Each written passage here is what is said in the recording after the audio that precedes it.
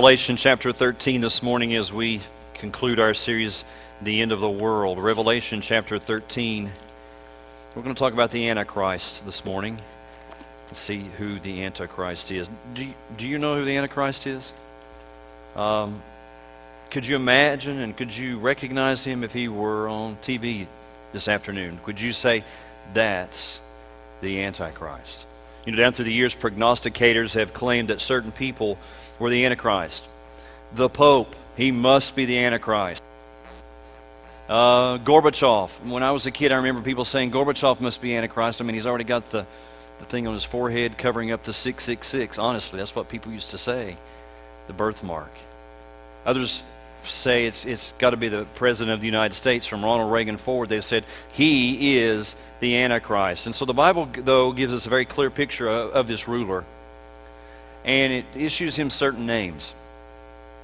Daniel calls him the Prince that shall come, the King of fierce countenance, the little horn. Paul calls him the man of sin, the son of perdition, the wicked one. John calls him the beast, the Antichrist. And so we've come to call him the Antichrist. John is given a clear vision of who this Antichrist is and what he's about at the end times as God shows him how things will occur in the future. The Antichrist will rule the world. He will make peace with Israel. I mean, isn't that what all of the Arab nations want? No, not really. But that's what he'll do. He'll come in and say there will be peace with Israel. He will control everything and will make all people follow and worship him. Here's what Antichrist means, and you ought to write this down. It's really, really easy. It simply means opposition to Christ. Opposition to Christ.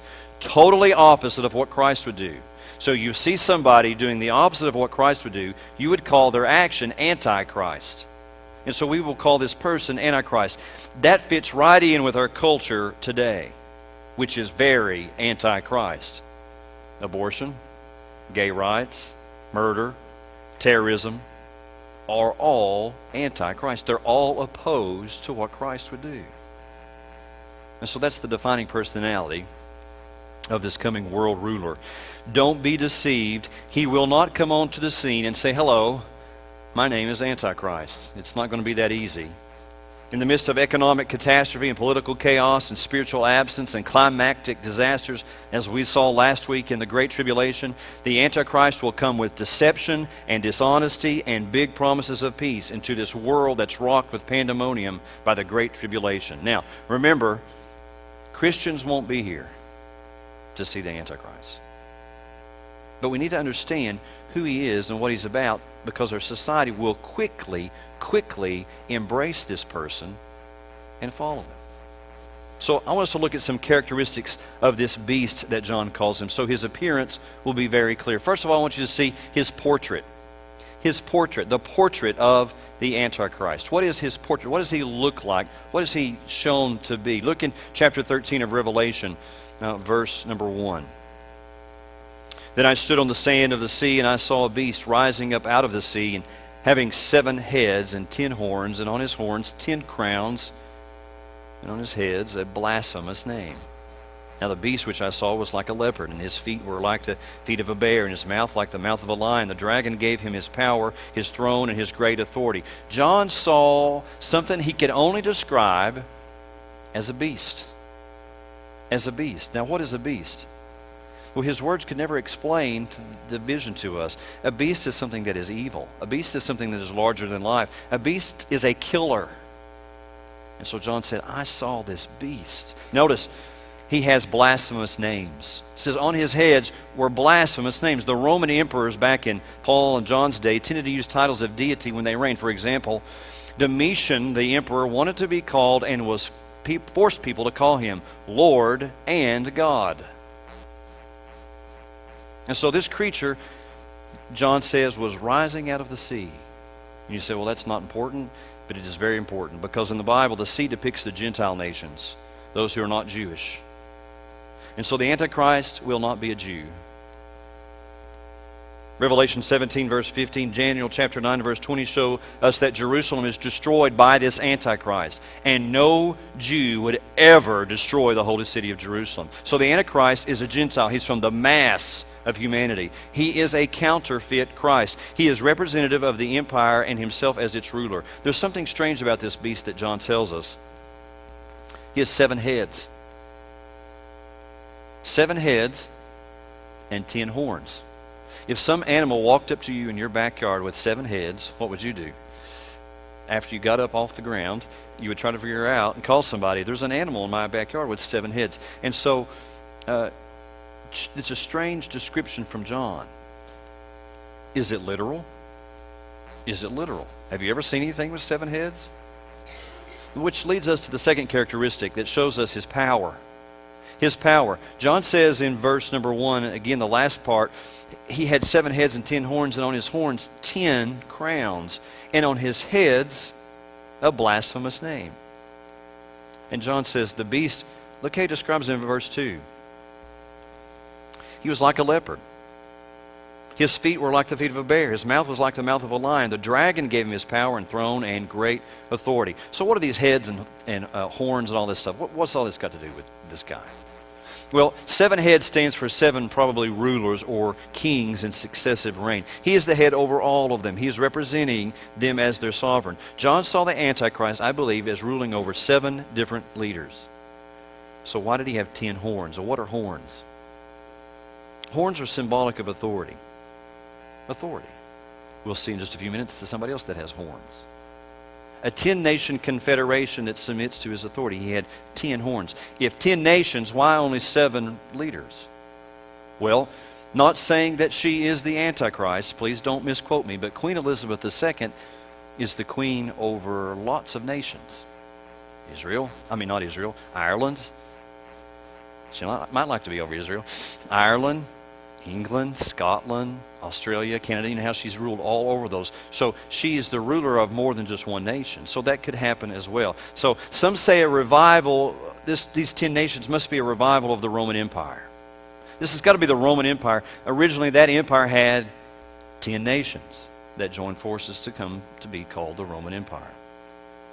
Let me give you some theories, only theories, that some people espouse about nations comprising this 10-nation federation. Some people say it's the European Union.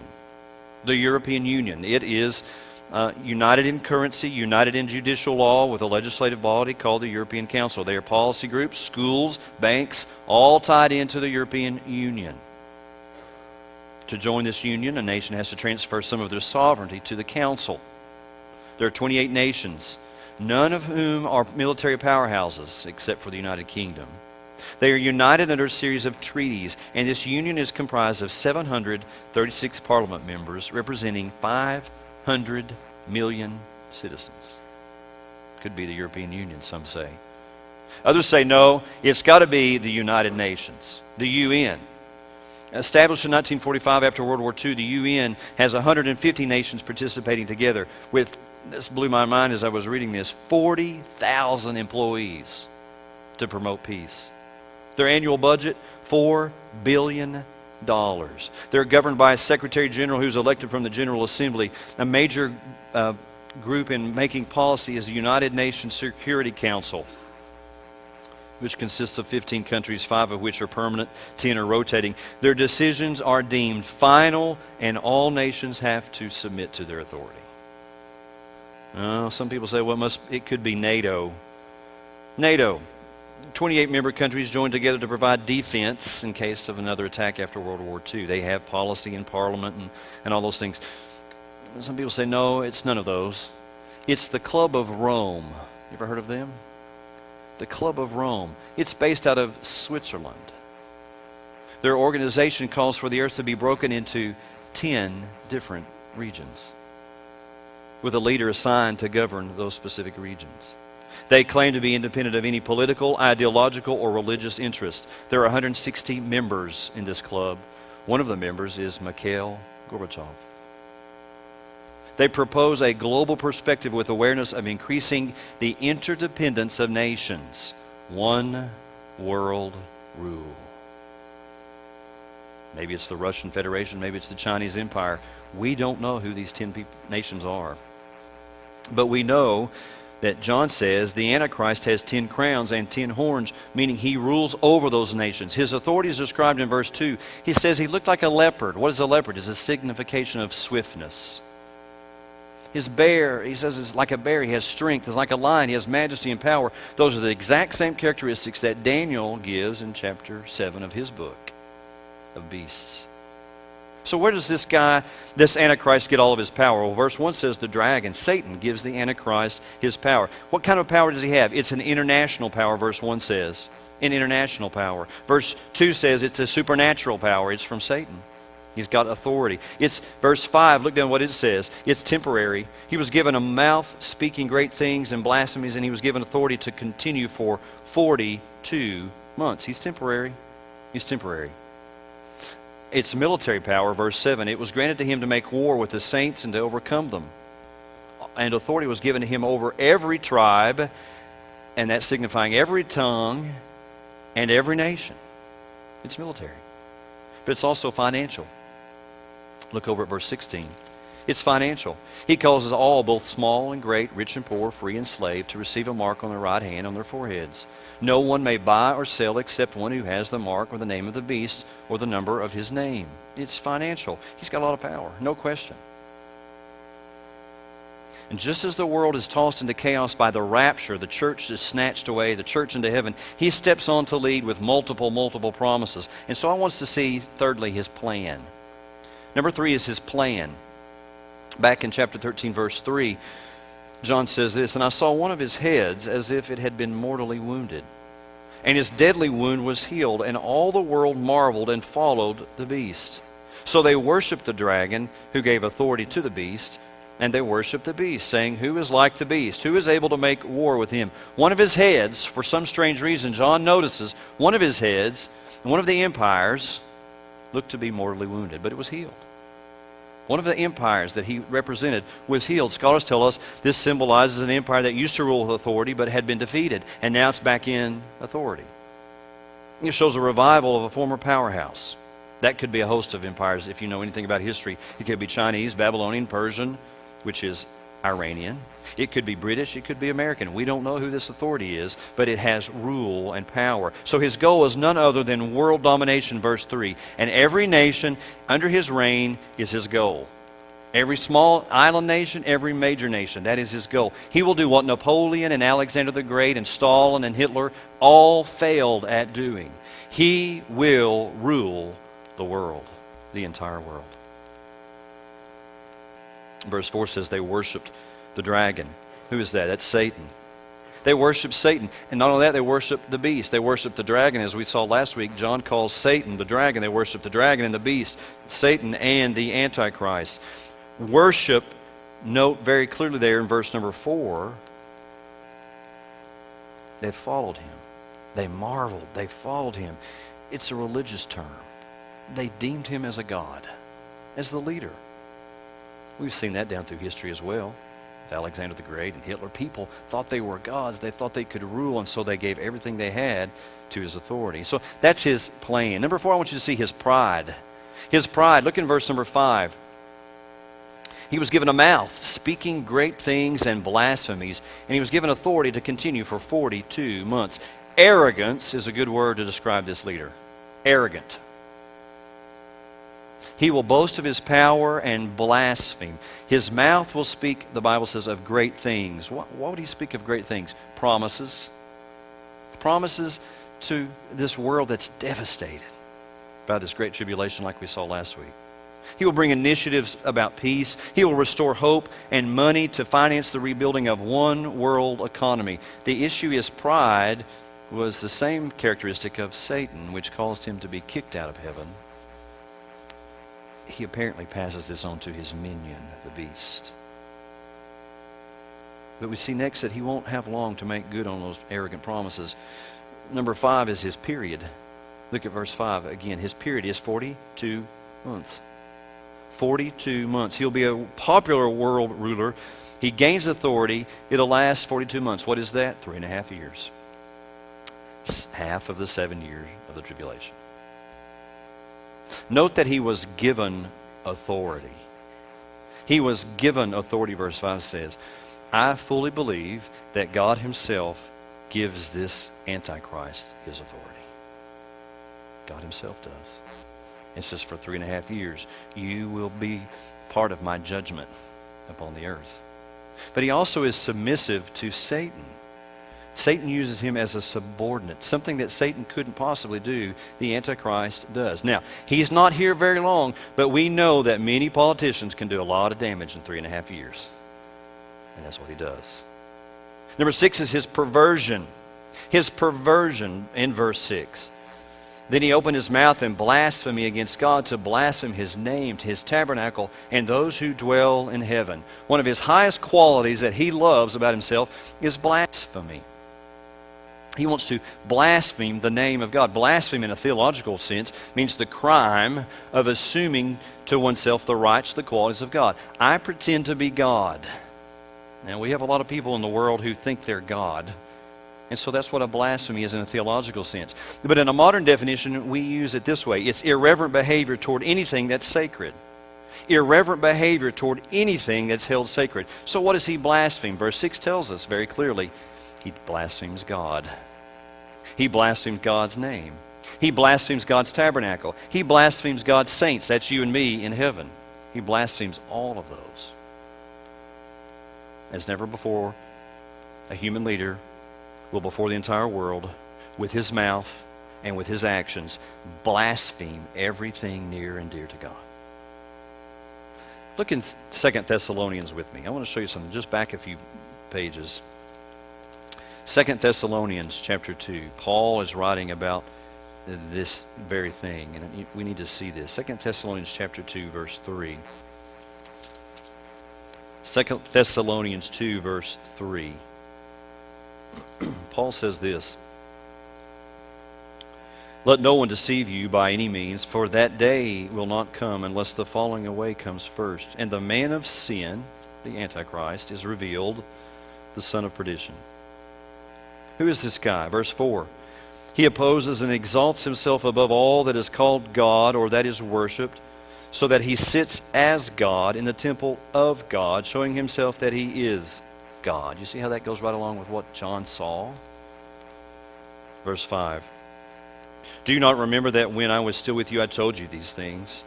And now you know what is restraining, that he may be revealed in his own time, for the mystery of lawlessness is already at work. Only he who now restrains will do so until he is taken out of the way. God is restraining. And then the lawless one will be revealed, whom the Lord will consume with the breath of his mouth and destroy with the brightness of his coming. The coming of the lawless one is according to the working of Satan, with all power, signs, and lying wonders, and with all unrighteous deception among those who perish, because they did not receive the love of the truth, that they might be saved. The lawless one is coming. What's he going to do? He will deceptively sit in the Jewish temple and claim to be God. I'm God. You will worship me, or you will not eat, or you will not have any money. Daniel and Jesus both spoke of this main thing that's about to happen here. It's called the abomination of desolation. The Antichrist is going to get in the temple, the Jewish temple, and he's going to claim to be God. You say, well, wait a minute, Pastor, there's not a Jewish temple anymore. And you're right. The Muslim Dome of the Rock is there in its place. You've seen that on TV in the middle of Jerusalem with a big gold dome. It's where the temple sits. But let me tell you this. There's an organization called the Temple Institute. The Temple Institute has every single item in place to rebuild that temple. You can go on their website and you can see everything they've got. From a red heifer that they're raising to sacrifice, to all these little lambs that they're prepared to sacrifice. They have prepared everything that they need to rebuild that temple. As a matter of fact, they have just constructed the altar of sacrifice to renew the sacrificial system. Everything's in place for the Antichrist to step in and say, I am God. The Antichrist will pervert the temple, and he will cause unheard of war against Israel as God brings his judgment upon the Jewish people. Not only that, his perversion, but number 7 is his persecution. His persecution. Look back in chapter 13, verse 7. It was granted to him to make war with the saints and to overcome them, and authority was given him over every tribe, tongue, and nation. Remember last week we saw, or 2 weeks ago we saw the rapture. The saints are going to be gone. Well, why does this say he's going to make war against the saints? If they're already in heaven, he can't do anything to me. Well, apparently, as we saw last week, there's going to be some people who are saved during the Great Tribulation. And so he's going to make war against them. They'll be the target of the Antichrist. His persecution says, here in verse 7, will reach every single people group on the planet. Hitler's ovens, Stalin's camps, Saddam Hussein's gas will look like child's play when this guy gets through. Right now in the world, more Christians are dying than ever before simply because they're a follower of Christ. More than 43 million Christians have been killed for their faith since the crucifixion of Christ. 43 million. That's just what we have a record of. It's been estimated that more Christians were martyred in the 20th century than all the prior 1900 centuries combined. There were more than 26 million documented cases of martyrdom in the 20th century alone. That's 150 to 165,000 every single year. Why? Because they stand up and say, I am a follower of Christ. And they're beheaded, they're tortured, they're killed, whatever's done to them. We don't hear much about that on NBC, ABC, CBS, do we? But it's happening. And here it's just going to pick up the pace. Antichrist will no doubt double his efforts to eradicate any sign of Christianity on the globe. I can imagine the church facilities that are left behind will be destroyed. People who accept Christ will be tortured and slaughtered because of what they believe in Jesus. As a matter of fact, Daniel, thousands of years ago, told us this. Let me read this little excerpt from Daniel chapter 11, verse 36. Daniel says this, Then the king shall do according to his own will. He shall exalt and magnify himself above every god. He's talking about the Antichrist.